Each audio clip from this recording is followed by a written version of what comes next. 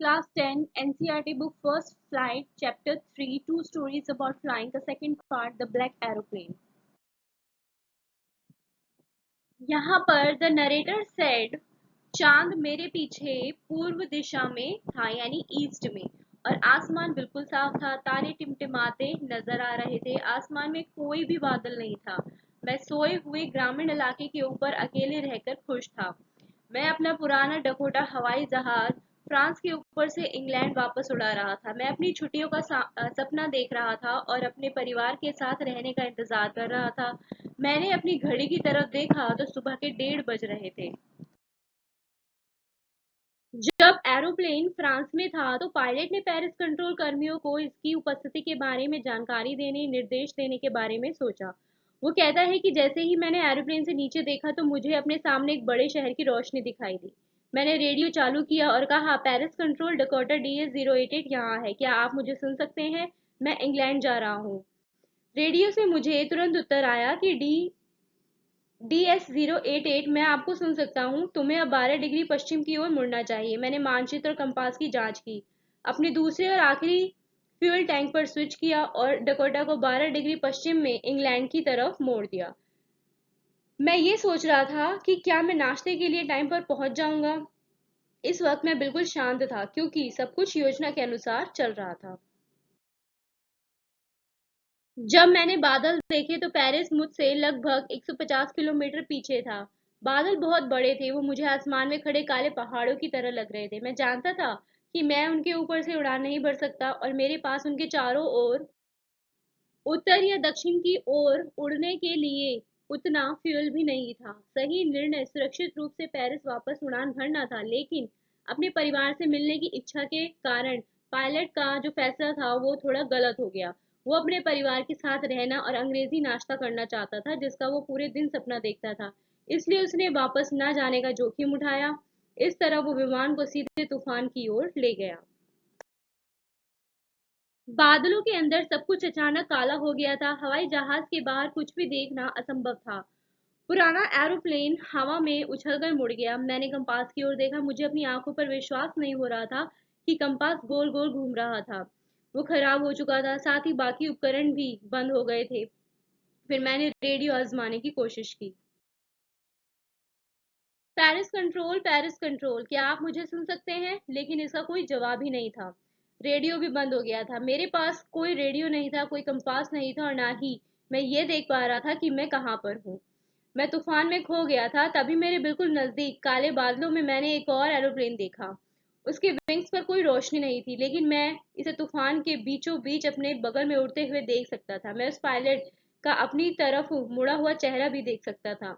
मुझे खुशी हुई कि वो हाथ उठाकर मुझे अपने पीछे आने को कह रहा था। वो जानता है कि मैं खो गया हूँ, इसलिए वो मेरी मदद करने की कोशिश कर रहा है। उसने अपने हवाई जहाज को धीरे धीरे मेरे डकोटा के सामने उत्तर की ओर मोड़ दिया ताकि मैं आसानी से उसका पीछा कर सकूं। मैं एक आज्ञाकारी बच्चे की तरह उस अजीब एरोप्लेन के पीछे जाकर बहुत खुश था। आधे घंटे के बाद बादलों में वो अजीब काला एरोप्लेन अभी भी मेरे सामने था। अब पुराने डकोटा के आखिरी टैंक में सिर्फ 5 या 10 मिनट और उड़ान भरने के लिए ही फ्यूल बचा था। मुझे फिर से डर लगने लगा था, लेकिन फिर वो नीचे की ओर जाने लगा और मैं तूफान के बीच उसके पीछे पीछे चलने लगा। अचानक मैं बादलों से बाहर आया और मेरे सामने रोशनी की दो लंबी सीधी रेखाएं देखी मैंने। ये एक रनवे था, हवाई अड्डा। लेकिन अब मैं बिल्कुल सेफ था। मैं उस काले हवाई जहाज में अपने दोस्त को ढूंढने के लिए मुड़ा, लेकिन आसमान खाली था। वहां कुछ भी नहीं था। मैं उसे कहीं भी नहीं देख सका। जब मैं उतरा तो मुझे नहीं पता था कि मैंने कहाँ पर लैंड करा है। मैं अपने पुराने डकोटा को एक लवारिस जगह पर छोड़कर जाने के लिए बिल्कुल भी अफसोस नहीं कर रहा था। मैं गया और कंट्रोल सेंटर में एक महिला से पूछा कि मैं कहाँ था और दूसरा पायलट कौन था मेरे साथ, क्योंकि मैं उसे धन्यवाद कहना चाहता था। लेकिन उसने मेरी तरफ अजीब तरह से देखा और हंस पड़ी। महिला ने कहा, एक और हवाई जहाज इस तूफान में वहां ऊपर? आज रात और कोई भी दूसरा हवाई जहाज उड़ान नहीं भर रहा था। रडार पर मैं केवल आपको ही देख पाए। मुझे बहुत आश्चर्य हुआ कि बिना कंपास या रेडियो के और मेरे टैंकों में बिना फ्यूल के सुरक्षित पहुंचने में किसने मेरी मदद की? तूफान में बिना रोशनी के उड़ रहे अजीब काले हवाई जहाज का पायलट कौन था? तो क्लास ये था आपका चैप्टर। इसके जो राइटर है वो है फ्रेडरिक फोर्सिथ।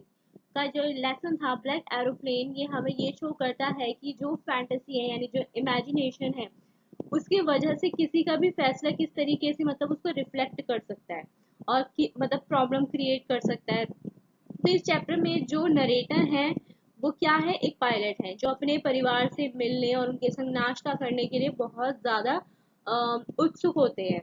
लेकिन कुछ ऐसा होता है कि मतलब वो सही काम करने के बजाय तूफान का सामना करने का जो एक उनका गलत फैसला होता है वो ले लेते हैं।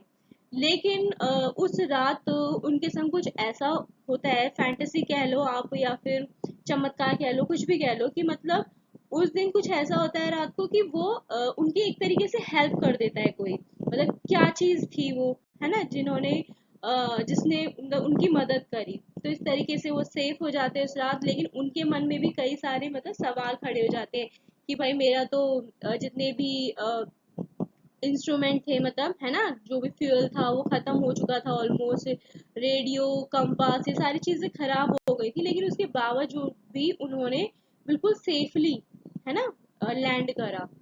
सो या this is the story, the black aeroplane.